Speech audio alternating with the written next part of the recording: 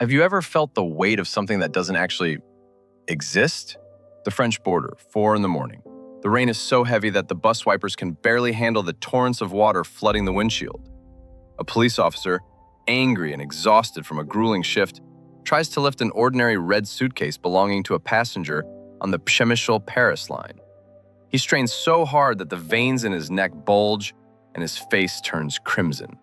His partner, seeing this, grabs the other handle. Together, these two trained men try to budge it even an inch, but the suitcase seems as if it has grown into the asphalt of the Autobahn, still hot from the brakes. The officer shouts over the roar of the downpour, asking if there's gold or lead or perhaps solid concrete encased inside. The woman steps closer. Her hands are shaking, her fingers white from the cold, but her gaze remains glassy and motionless. She clicks the locks. The sound slices through the silence like a gunshot. The lid slowly swings open, and in the yellow glow of the roadside lamps, everyone present freezes in shock. The suitcase was absolutely crystal clear empty.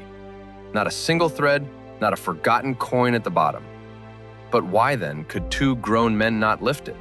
And why is the search dog, which had been lunging at the luggage just a minute ago, no longer barking but whimpering piteously, huddled under the wheel of the patrol car? It all began in Przemysl. This city is a unique point on the map, a knot where millions of human destinies are tied and torn apart. For a driver of international routes, Przemysl is a kind of purgatory. It's where one reality ends and another unknown one begins. On the platform that evening, there was a thick fog mixed with the smells of burnt oil from the station's snack stalls, damp concrete, and that specific metallic aftertaste that only old railways possess. My neoplan stood at platform 4, sighing heavily with its pneumatics, as if it were afraid of the road ahead itself. People passed by me in a long procession. I checked tickets, mechanically answering questions about sockets and stops, families with children already cranky from exhaustion, students with guitars, migrant workers whose faces resembled scorched earth. Everyone had their own burden. Heavy bags stuffed with blankets, food, medicine, and clothes for every occasion. And then she appeared. Marta didn't just walk, she seemed to cut through the crowd, creating a vacuum around her. Against the backdrop of tired people in gray tracksuits, her dark blue cashmere coat looked like an artifact from another world. She was pulling a red suitcase behind her. As a driver with 10 years of experience, I've learned to determine the weight of luggage by the sound of its wheels. An empty bag jingles and bounces on the pavement like a plastic toy. A heavy one hums deeply and confidently, as if pressing the stones into the earth. Marta's suitcase didn't make a single sound.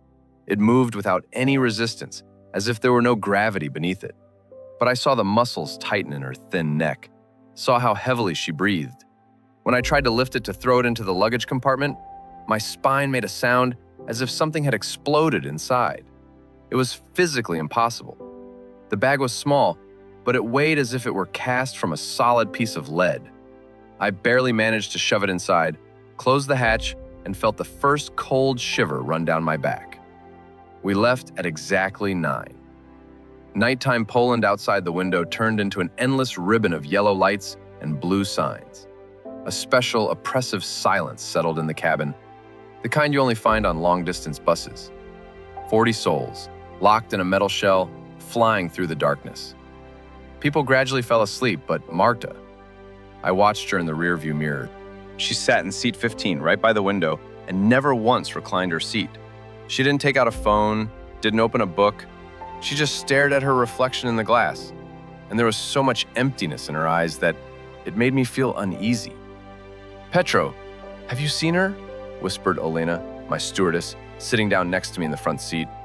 "She hasn't even blinked in 3 hours. I offered her coffee and she just looked through me and said, 'My time for drinking coffee ended with last summer.' You know, I think she's carrying something very dangerous in there. Not a bomb, no. Something worse." Near Krakow, the bus suddenly lurched violently on a flat stretch of road. At that moment, from below, from the luggage compartment, a sound was heard. It wasn't the sound of bags falling. It was a sound like a deep human groan, so loud that the passengers in the back rows woke up and started looking around. A vibration rolled through the floor, concentrating exactly under Marta's seat. She didn't even move. She only gripped the armrest tighter, her fingers resembling the claws of a bird. At 2 in the morning, we stopped at a German gas station in the middle of a forest. The cold neon light of the shell signs made people's faces look like the masks of the dead. Passengers poured out into the street, greedily inhaling the cold air, and the queue at the coffee machine stretched across the whole lobby. Marta was the last to get off. She didn't go to the shop. She walked up to the luggage hatch and pressed her forehead against the cold metal. I approached her holding 2 paper cups of hot chocolate.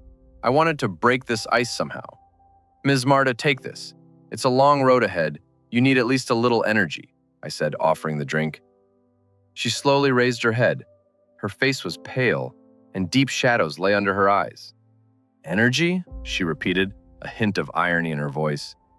"Do you know, Petro, what actually takes away strength? Not insomnia, not even fear. It's what we carry with us. Every person on this bus carries tons of memories they don't need, but they hold on to them like life buoys, even though those buoys have long since turned to stone. My suitcase, it's empty to you, but it weighs exactly 32 kilograms. That was my son's weight. He died in July. We were going to Paris for his birthday. I promised him we would see the lights of the Eiffel Tower. Now I'm fulfilling that promise. But carrying emptiness is much harder than carrying a living child. Guilt is the most dense substance in the universe. 1 gram of it weighs more than all your iron." I stood there frozen. The hot chocolate burned my fingers, but I didn't feel it. I looked at this woman and realized she wasn't crazy. She simply saw the world as it truly is, a vast warehouse of unshed tears and lost hopes. We drove through Germany past Dresden and Frankfurt. The Autobahn unrolled under the wheels like a black ribbon of infinity. Every time I looked in the mirror, it seemed to me that the red suitcase below was becoming heavier and heavier. The bus began to consume more fuel. The engine worked at its limit, as if we were pulling not a trailer, but an entire train. Elena approached Marta several times, trying to start a conversation, but she only remained silent, staring into the void of the German night. At the entrance to France, that same inspection occurred. The French customs officers were tense, looking for illegals. When it was our turn, and 2 officers couldn't budge Marta's red bag, the situation became critical. They called for backup, thinking something ultra-dense and forbidden was hidden inside. But when Marta opened the suitcase and everyone saw the empty bottom, the air in a 10-meter radius around the bus suddenly turned icy. The police dog began to howl pitifully, covering its ears with its paws. The officer who tried to cut the bottom of the bag recoiled because his knife simply shattered into pieces, leaving not even a scratch on the plastic. "Take it! Take it all and go!" shouted the senior patrolman, turning pale. "We don't want trouble with something we can't explain." We drove the final kilometers to Paris in complete silence. Even the children stopped crying. A feeling reigned in the cabin as if we were all in a temple. When we finally entered the city and stopped near one of the bridges over the Seine, the sun was just beginning to rise over the horizon, painting the sky the color of diluted wine. I took out her suitcase myself. It was incredibly light, so light that I almost fell backward when I lifted it. The weight was gone. Marta took it by the handle, nodded to me, and headed for the middle of the bridge. I turned off the engine and followed her. I didn't care about the schedule or the passengers who were waiting. She stopped in the middle of the bridge, right over the fast current of the River Seine. Slowly, she opened the suitcase and turned it over. I didn't see anything fall out, but at that very moment, a sound rolled over the Seine that took my breath away. It was a child's laughter, ringing, clear, happy. It lasted only a moment, but it seemed that all of Paris froze for a second to hear it. Marta left the suitcase right there, on the sidewalk. She turned and walked toward Notre Dame, never looking back. Her steps were light. She no longer pressed her hands to her chest. She left her guilt in the city that was supposed to be a gift for her son. I returned to the bus. We drove to the Bercy bus station, unloaded the rest of the bags, and said goodbye to the passengers. But none of us, neither I nor Alina, nor those who saw the scene at the border, were the same.